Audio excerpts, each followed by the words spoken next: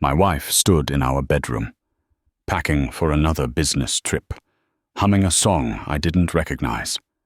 I watched her fold a red lace set into her suitcase, lingerie I'd never seen her wear, not once in our 3.5 years of marriage. But I knew the truth. That wasn't for me. It was for him.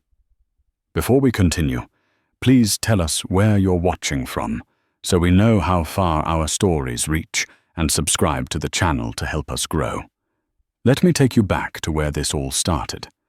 My name is Isaiah Thompson, and I thought I had it all figured out. Good job at the post office, steady paycheck, a nice house in Stone Mountain with my wife, Vanessa. We'd been married for 3.5 years, together for 5 before that. I loved that woman with everything I had. Vanessa worked in corporate sales at a tech company downtown. Smart as a whip, beautiful, the kind of woman who turned heads when she walked into a room.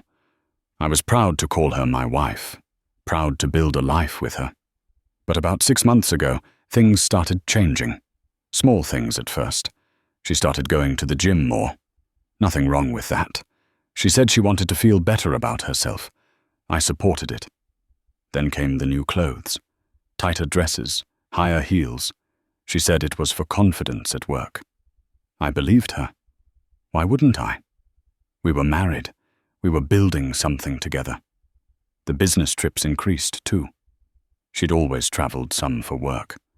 But now it was twice a month instead of once every few months. Chicago, Miami, Houston. Always for important client meetings. Always with her team. I trusted her. That's what marriage is supposed to be about, right? Trust. My best friend Andre warned me. We were at his barber shop on a Saturday afternoon.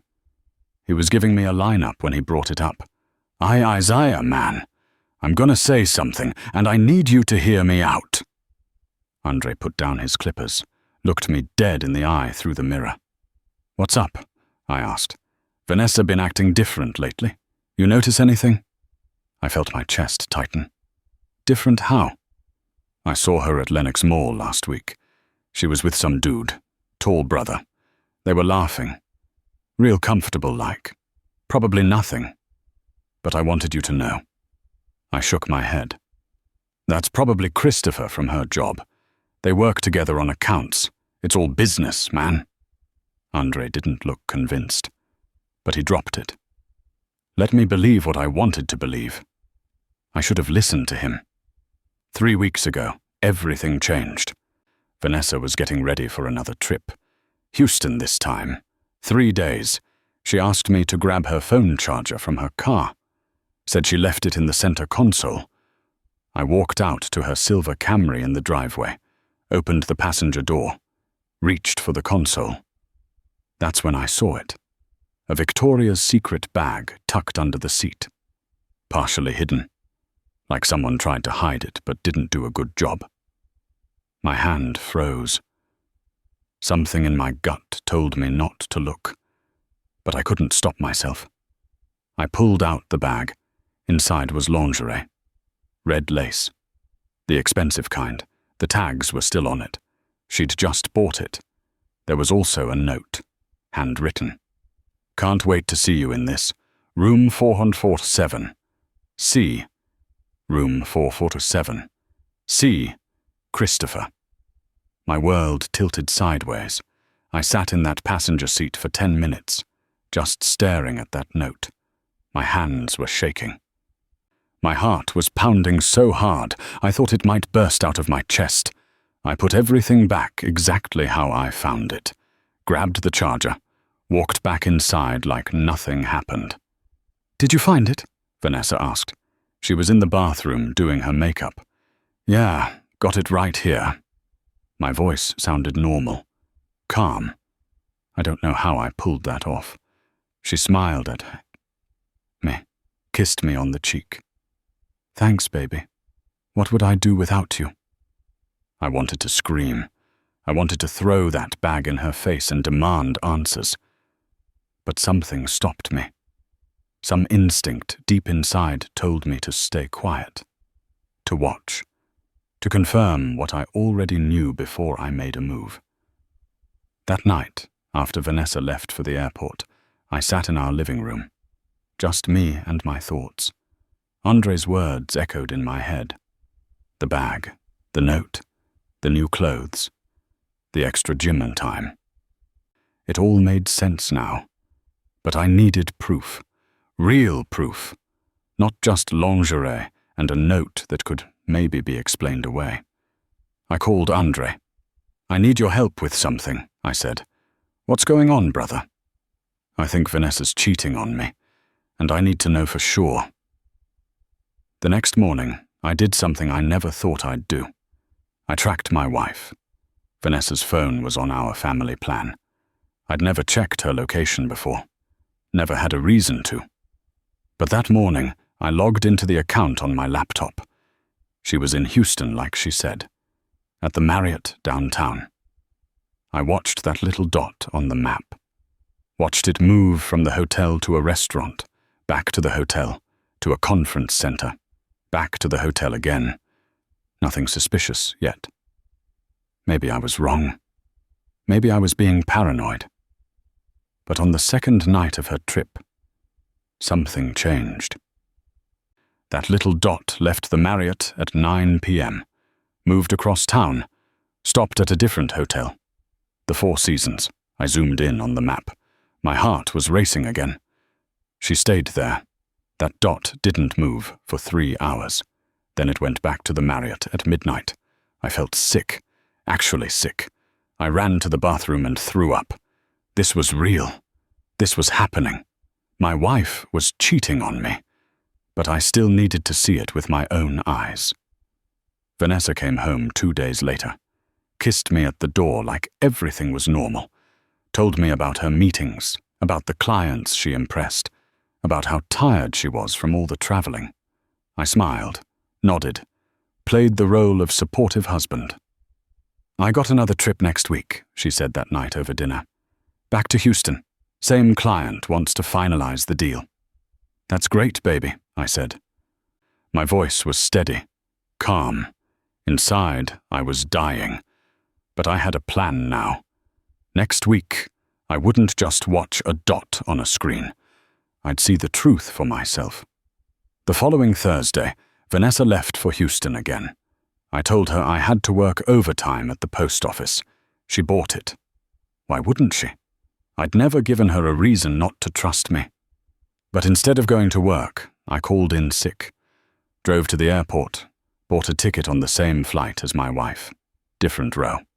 She never saw me. Had her headphones in the whole time, texting and smiling at her phone. I followed her to the Marriott, watched her check in, then I got my own room at a hotel across the street, waited.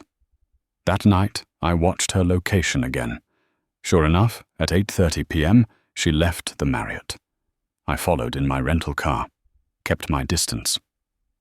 Watched as she pulled into the Four Seasons parking lot. I parked, got out, walked into that hotel lobby like I belonged there, saw Vanessa at the elevator. She was wearing that red dress, the tight one. Her hair was done, makeup perfect. She looked beautiful. But she wasn't dressed like that for me. The elevator doors closed. I watched the numbers. 4th floor. She got off on the 4th floor. Room 447. The note had said room 447. I took the stairs. My legs felt like lead. Each step was harder than the last. When I reached the 4th floor, I cracked open the stairwell door, peeked down the hallway. Vanessa stood in front of room 447. She knocked. The door opened. Christopher Bennett stood there, tall, well-dressed, smiling. He pulled my wife into his arms, kissed her. Not a friendly kiss, not a work colleague kiss. A kiss that told me everything I needed to know. They went inside. The door closed behind them. I stood in that stairwell for 20 minutes, just stood there, frozen. Part of me wanted to kick that door down, confront them both, make a scene. Let everyone on that floor know what kind of people they were. But I didn't. Something inside me stayed calm, cold, calculating. I walked back to my rental car, drove back to my hotel, sat on the bed, and I made a decision. I wasn't going to fight, wasn't going to beg, wasn't going to give Vanessa the satisfaction of seeing me broken. I was going to disappear. That night, I called Andre, told him everything. He listened. Didn't say I told you so, even though he could have. "What you gonna do?" he asked. "I'm leaving. Not just her. Everything. I need to start over somewhere. She can't find me." "You serious?" "Dead serious. I can't look at her anymore, man. I can't sleep in that bed. Can't live in that house. It's all poisoned now." Andre was quiet for a moment. Then he said, "I got a cousin, Walter. He lives up in the North Georgia mountains. Has a little trailer on his property he doesn't use. Real secluded. You want me to make a call?" "Yeah, make the call." The next day, I flew back to Atlanta. Vanessa was still in Houston, still with him. I had 2 days before she came home. 2 days to erase myself from her life. I packed light, just clothes, important documents, a few photos of my mama and my grandparents. Everything else could stay. I didn't want any reminders of what we built together. It was all a lie anyway. I moved my money. Opened a new bank account Vanessa didn't know about. Transferred half of our savings. It was my money, too. I'd earned it. I called a lawyer, Patricia Morrison, Andre's aunt. She specialized in divorce. I told her everything. She said I had more than enough for a clean break. Said not to worry. She'd handle it. On Saturday morning, Walter Henderson drove down from the mountains. Big dude, kind eyes, beard down to his chest. He looked at me with understanding. No judgment, just compassion. "Andre told me what happened," Walter said. "I'm real sorry, brother. Ain't nobody deserves that." "I appreciate you doing this," I said. "Don't mention it. You need peace.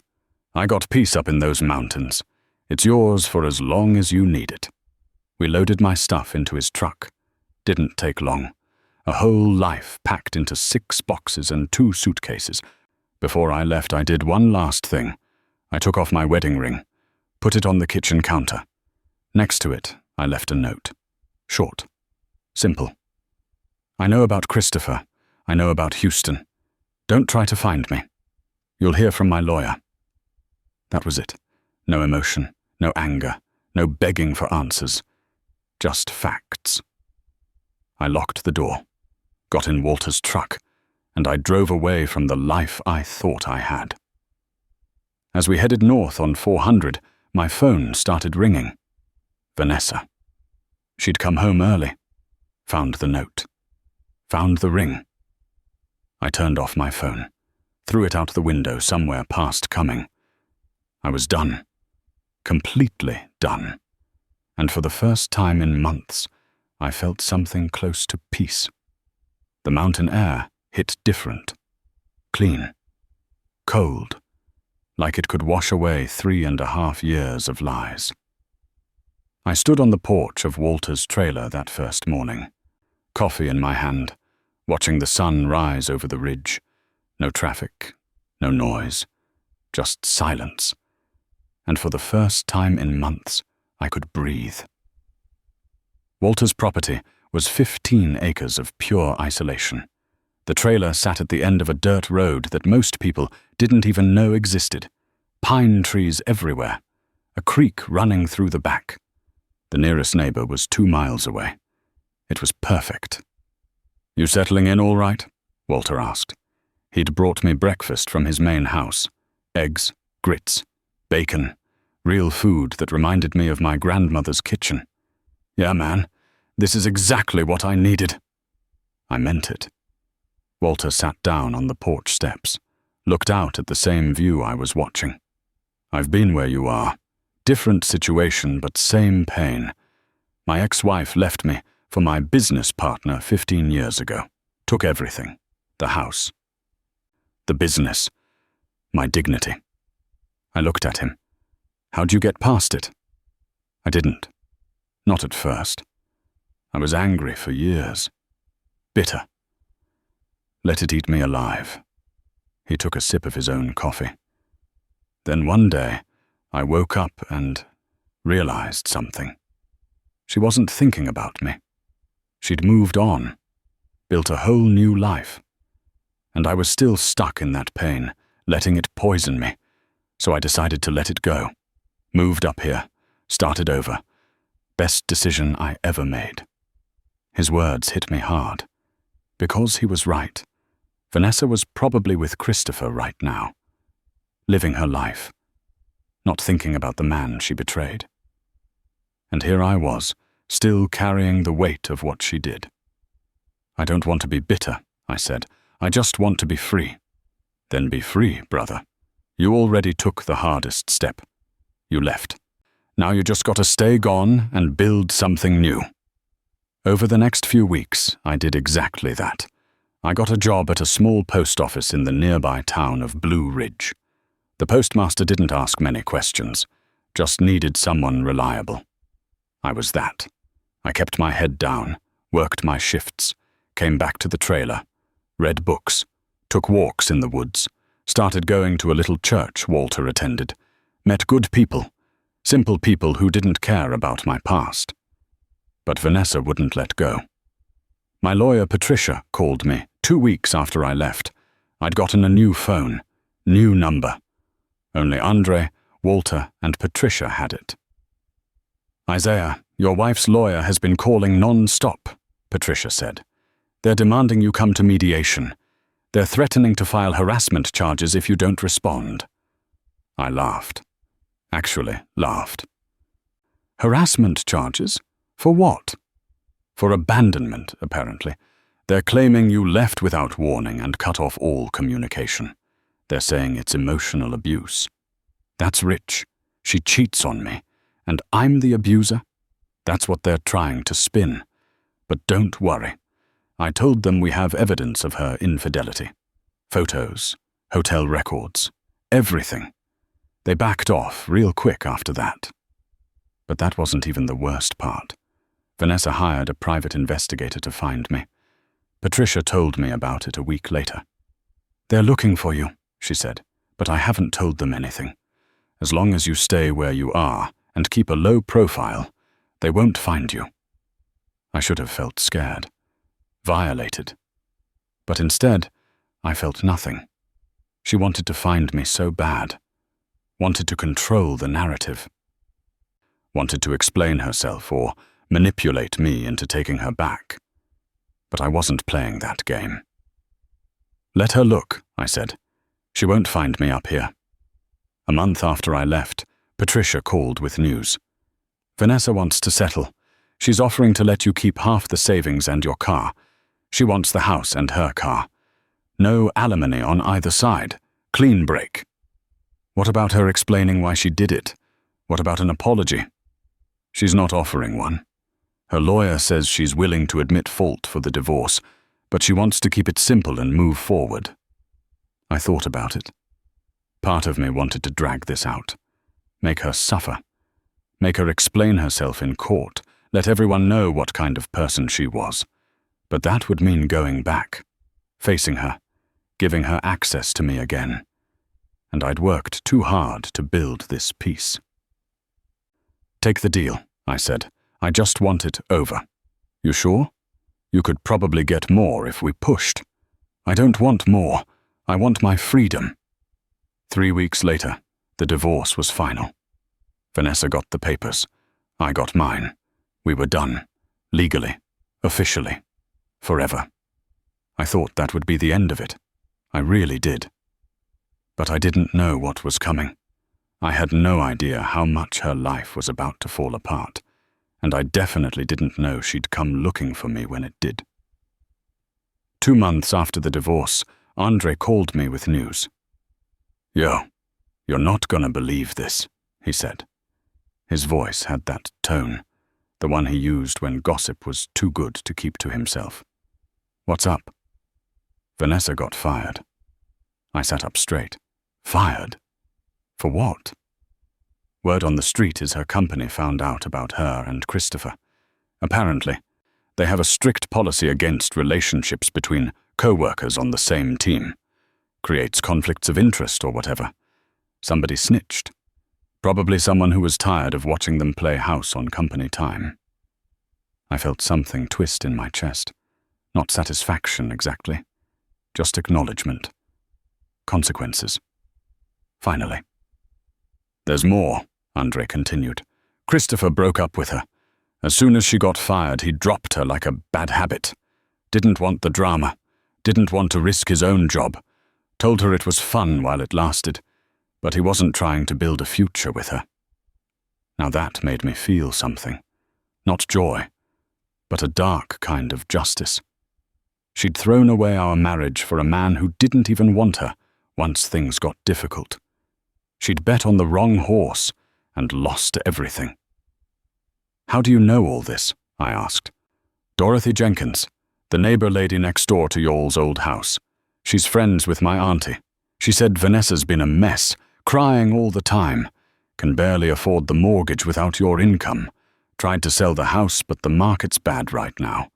She's stuck." I should have felt vindicated, but I just felt empty. This woman I'd loved, this woman I'd built dreams with, she'd destroyed it all for nothing, and now she was paying the price. "I don't even care anymore," I said, and I meant it. She made her choices, I made mine. We both got to live with them. That's real growth, brother. I'm proud of you. After that call, I thought I'd heard the last of Vanessa Thompson. I was wrong. Life in the mountains got better every day. I met a woman named Gabrielle at church. She worked as a teacher in Blue Ridge. Smart, kind. Beautiful in a natural way that didn't need all the makeup and designer clothes. We started talking after service one Sunday, then coffee, then dinner. I told her everything, about Vanessa, about the betrayal, about starting over.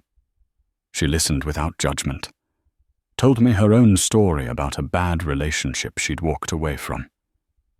We understood each other. 3 months after I left Stone Mountain, I was happy. Actually happy.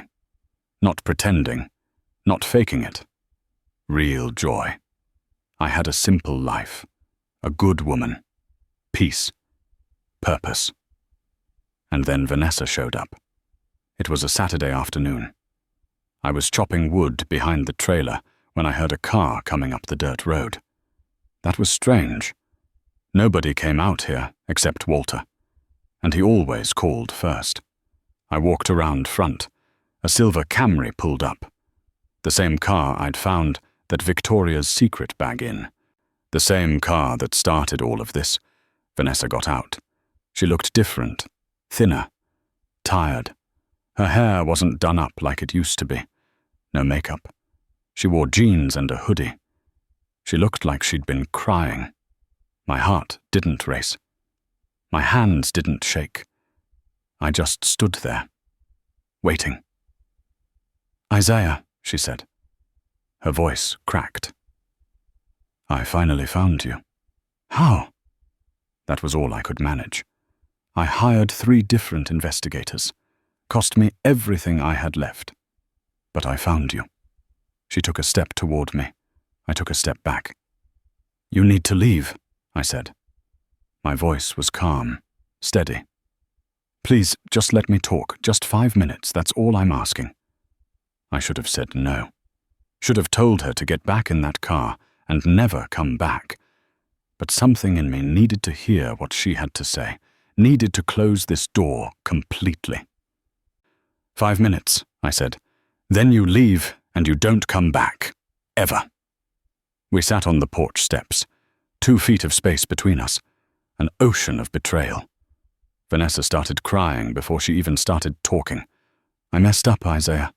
I messed up so bad. I threw away the best thing that ever happened to me for a man who didn't even love me. Christopher used me. and I was too stupid to see it. I said nothing, just listened. I lost everything, she continued. My job, my reputation, him. The house is about to go into foreclosure because I can't afford it. I'm living with my sister in her basement, sleeping on a couch, sending out resumes every day, and getting nothing but rejections because word got around about what happened. Still, I said nothing. But the worst part is losing you, knowing that I had a good man, a faithful man. A man who loved me, and I destroyed it for nothing. She turned to look at me, mascara running down her face. I'm sorry, Isaiah. I'm so sorry. I know I don't deserve forgiveness, but I'm asking anyway. Can we try again? Can we start over? And there it was, the real reason she came. She didn't want me. She wanted safety, stability. She wanted someone to save her from the consequences of her own actions. I stood up, looked down at her, and I felt nothing but pity. No, I said simply. Isaiah, please. You didn't come here because you love me. You came here because your life fell apart, and you think I'm stupid enough to be your safety net. You think I'm going to catch you because you're falling. But I'm not that man anymore. I do love you. I never stopped loving you. You loved Christopher enough to throw away 3.5 years of marriage. You loved him enough to sneak around, to lie to my face, to pack lingerie in your suitcase and spend nights in hotel rooms with him. That's not love, Vanessa. That's selfish. That's cruel. She was full-on sobbing now. I made a mistake. No. A mistake is forgetting to pick up milk from the store. A mistake is being late to dinner. What you did was a choice. Multiple choices. Every time you texted him. Every time you met him. Every time you lied to me. Those were choices. And now you get to live with them. I walked toward her car, opened the driver's side door. Your 5 minutes are up. Leave. And don't come back. Vanessa stood up, walked toward me, reached for my hand. I pulled away. I'm begging you, she whispered. I begged God to make you faithful. Didn't work.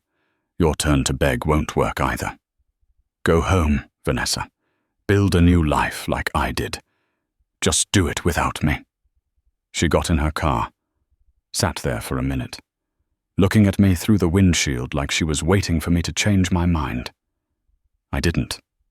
I just stood there until she finally started the engine and drove away. I watched that silver Camry disappear down the dirt road, and I felt something I didn't expect. Relief. Complete and total relief. She'd come all this way to try to manipulate me, and I'd stood my ground. I'd chosen myself, chosen my peace, chosen my future. I walked back to the trailer, pulled out my phone, called Gabrielle. Hey, beautiful, I said. You free tonight? I want to take you somewhere special. Of course. Everything okay? Everything's perfect. I'll tell you about it over dinner. That night, I told Gabrielle about Vanessa showing up, about what she said, about how I responded. Gabrielle listened, squeezed my hand across the table. I'm proud of you, she said. That took strength. I'm just ready to move forward, with you, if you'll have me. She smiled. I think I can make that work. For the first time in months, I felt completely free. Vanessa was my past. Gabrielle was my future, and I was exactly where I was supposed to be. But what I didn't know was that Vanessa wasn't done. Not by a long shot.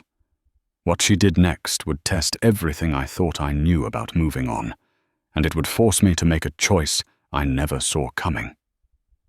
2 weeks after Vanessa left my mountain sanctuary, I got a call from Patricia Morrison, my lawyer.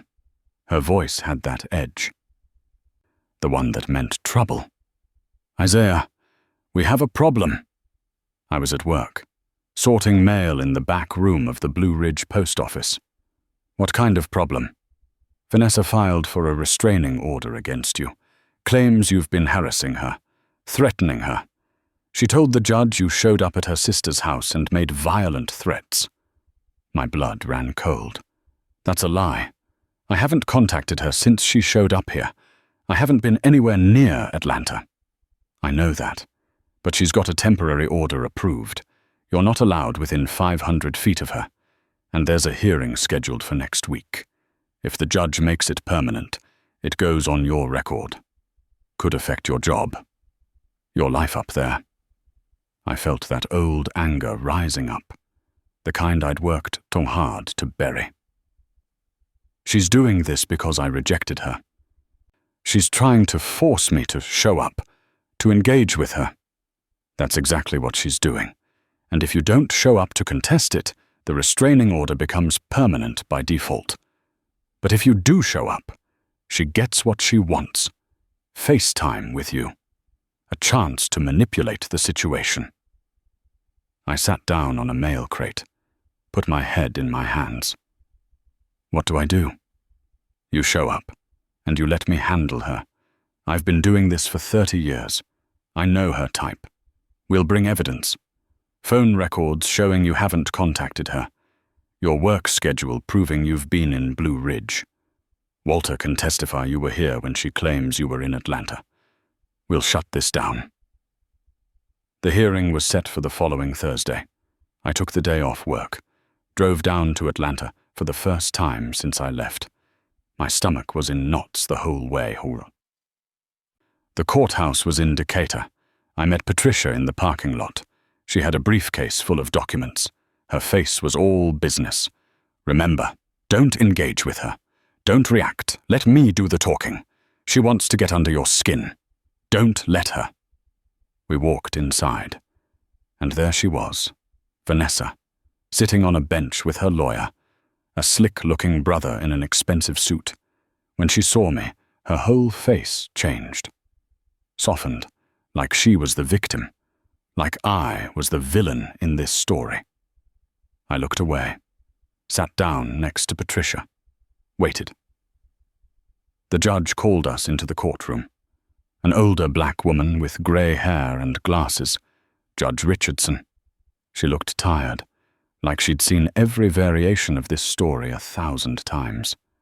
Vanessa's lawyer went first, spun a tale about how I'd abandoned her without warning, how I'd been cold and cruel, how I'd shown up at her sister's house 2 weeks ago, banging on the door, screaming threats, how she feared for her safety.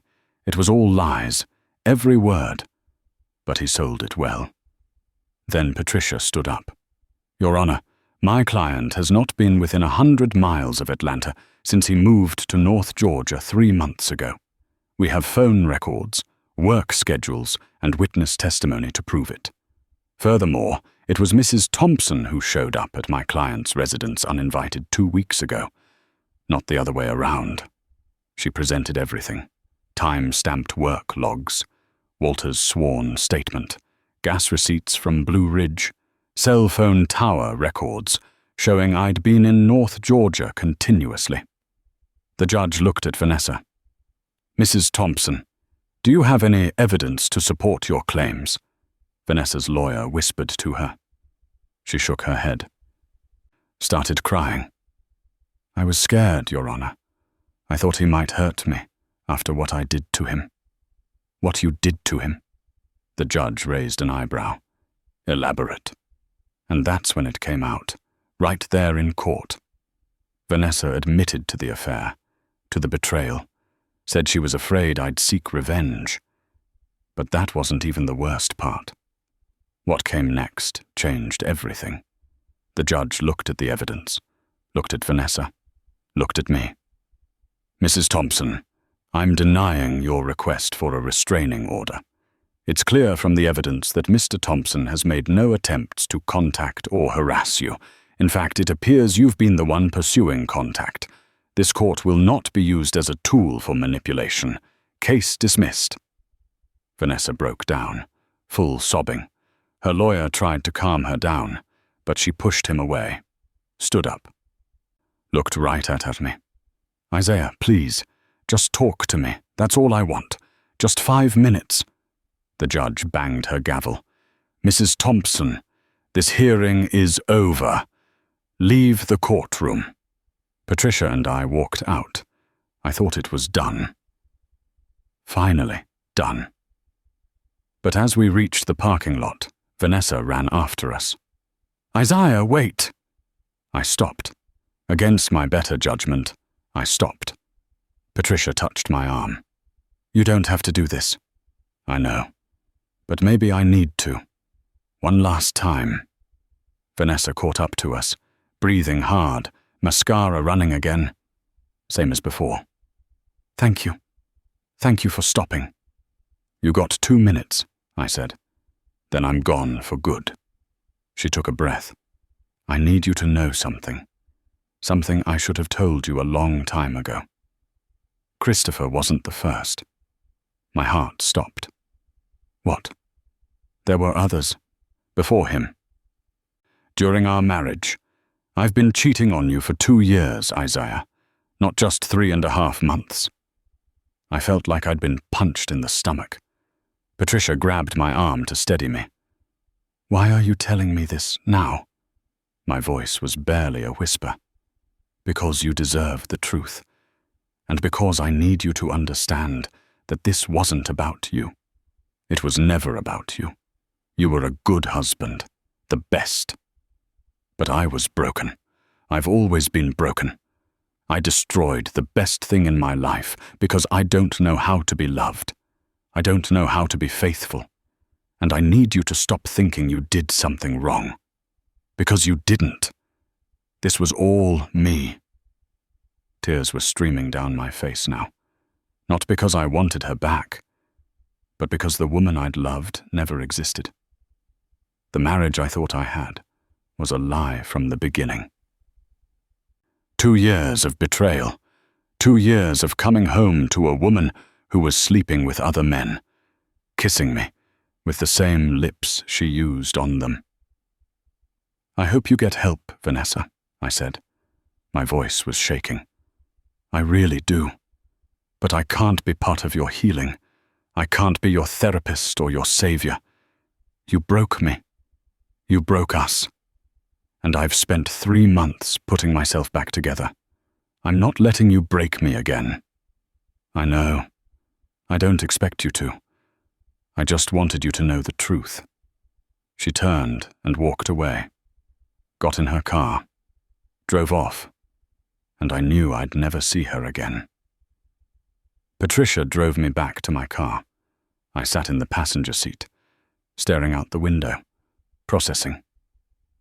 "You okay?" she asked. "No, but I will be." I drove back to Blue Ridge in silence. My mind was racing. 2 years. She'd been cheating for 2 years. How many men? How many lies? How many times did I kiss her, hold her, tell her I loved her while she was giving herself to someone else? I pulled over on the side of Highway 515, got out of my car, screamed into the woods, let it all out, the pain, the rage, the betrayal, all of it. Then I got back in my car, and I kept driving north, back to the mountains, back to peace. When I got to the trailer, Walter was sitting on my porch, 2 beers in his hands. He handed me one. Andre called, told me what happened. "You good?" "I don't know, man. I really don't know." We sat there in silence for a while, just drinking our beers, watching the sun set over the ridge. "Can I tell you something?" Walter said. "When my ex-wife left me, I found out she'd been stealing from our business for years, funneling money to her and her new man. I lost everything. But you know what I learned? What's that? The trash took itself out. She showed me who she really was, and I got a chance to build something real, something honest, without her poison in my life. Same thing happening to you right now. Vanessa showed you who she is. Now you get to build something real, with Gabrielle, with yourself, without Vanessa's poison." He was right. The anger started to fade, replaced by something else. Gratitude. I was grateful I found out, grateful I left, grateful I didn't waste another day of my life with a woman who never deserved me. That night I called Gabrielle, told her everything. She listened, didn't judge, didn't make it about her, just listened. "Come over," she said when I was done. "You shouldn't be alone tonight." I drove to her house. She made me dinner. We sat on her couch. She held me while I cried, really cried. For the first time since this all started, let out 3 months of pain, 2 years of betrayal, a lifetime of trust destroyed. "I got you," she whispered. "I got you." And I believed her, because Gabrielle was real. What we had was real, built on honesty, on truth, on mutual respect. 2 months later, I was walking through downtown Blue Ridge with Gabrielle. We'd just had lunch at this little cafe she loved. The leaves were changing colors, fall in the mountains. Most beautiful thing I'd ever seen. My phone rang. Unknown number. I almost didn't answer, but something told me to pick up. "Hello? Isaiah? It's Dorothy Jenkins, your old neighbor from Stone Mountain." I stopped walking. "Mrs. Dorothy, how'd you get this number?" "From Andre's auntie. Listen, baby.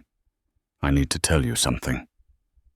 Something I should have told you a long time ago." My chest tightened. "What is it?" "I knew about Vanessa. I knew she was cheating. I saw that Christopher man coming to your house when you were at work. Saw him leaving early in the morning multiple times. This was over a year before you found out. And I didn't say nothing. I thought it wasn't my place, but I was wrong. I let that girl disrespect you in your own home. And I stayed quiet. I'm sorry, baby. I'm so sorry." I felt something crack open inside me. Mrs. Dorothy knew. For a year. Maybe longer. Watched it happen. Said nothing. "Why are you telling me this now?" My voice was cold. "Because I saw what it did to you. Saw you leave everything behind. And I can't carry this guilt no more. You deserved to know earlier. You deserved better. And I failed you." Part of me wanted to be angry, wanted to yell at this old woman for keeping such a devastating secret. But another part of me understood. She was scared, didn't want to be the one to destroy a marriage. Hoped maybe Vanessa would stop, hoped it would work itself out. "I forgive you, Mrs. Dorothy," I said, and I meant it. What's done is done. I'm happy now. I'm where I'm supposed to be. And maybe if you'd told me earlier, I wouldn't have ended up here. So maybe it all worked out the way it was supposed to. She started crying. "You're a good man, Isaiah Thompson. Better than most. I'm praying for you, baby. Praying God keeps blessing you. I appreciate that. Take care of yourself, Mrs. Dorothy." I hung up. Gabrielle looked at me. Who was that? Just someone from my past. Confirming that the past is where it belongs. We kept walking, hand in hand, and I realized something. Vanessa had taken so much from me. My trust, my innocence, years of my life. But she hadn't taken my capacity to love, to trust again, to build something new. I looked at Gabrielle, really looked at her, this beautiful, honest, faithful woman who chose me every day, who saw my scars and loved me anyway. "I love you," I said. First time I'd said it to anyone since Vanessa. Gabrielle stopped, turned to face me, smiled that smile that made everything okay. "I love you too." 6 months later, I proposed to Gabrielle on that same porch where Vanessa had begged me to take her back. Same mountains, same trailer, different woman, different life, different me.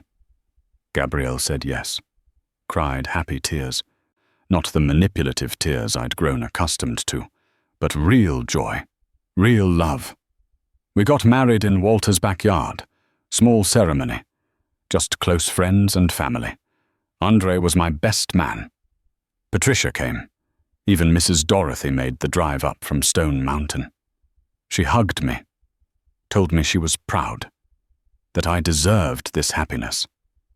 During our vows, I looked at Gabrielle, promised her honesty, faithfulness, real love. Not the counterfeit version I'd accepted before, but the real thing, the kind built on truth. And as we kissed, I felt something I hadn't felt in years. Complete peace, complete joy, complete freedom from the ghost of Vanessa Thompson. I heard later through Andre that Vanessa eventually moved out of state, got therapy, started over somewhere else. I hoped she found peace too. I really did. Not because I cared about her anymore, but because holding on to bitterness would have poisoned the beautiful life I was building. The mountains taught me something. Sometimes you have to lose everything to find out what actually matters. I lost a wife, a house, a whole life in Stone Mountain. But I gained myself. I gained peace. I gained the wisdom to know the difference between someone who loves you and someone who loves what you provide. Vanessa chose Christopher, chose the affair, chose the lies, and in doing that, she set me free. Free to find a woman who actually valued me. Free to build a life based on truth. Free to wake up every morning without wondering if the person next to me was lying. That's the real revenge. Not making her suffer. Not dragging her through court. Not exposing her to everyone who would listen. The real revenge is being genuinely happy without her. Building something better. Becoming someone better. Every morning, I wake up in that trailer. Gabrielle beside me. Coffee brewing. Mountains outside the window. And I thank God for the affair. Thank Him for the betrayal. Because it led me here. To this life. To this woman.